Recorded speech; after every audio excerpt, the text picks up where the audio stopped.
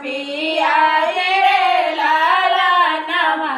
अरे हाँ के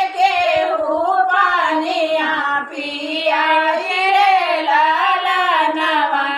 भीतर से निकलेली सीता रानिया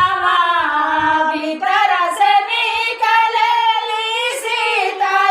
रानिया अरे मुखा पान रे लाला नवा अरे हाथ घड़ी मुखा पान रे लाला नवा पनिया भरत सीता गइली कुआ नवा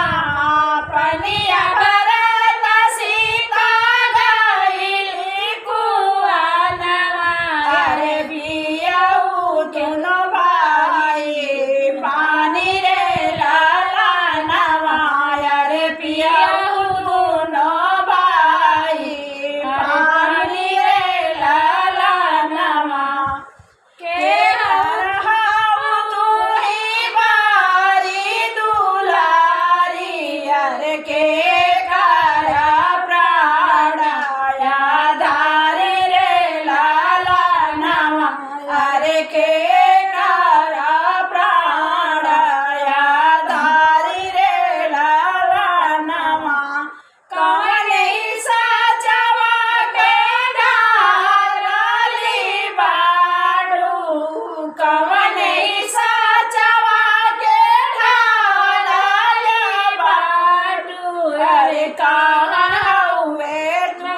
नामा तू हार रे लाला नवा अरे कहाँ हुए नामा तू हार रे लाला नवा राजा जनक जी के गारी दुलारी अरे सुने ना के प्राण यारी रे लाला नवा अरे सुने ना के प्राण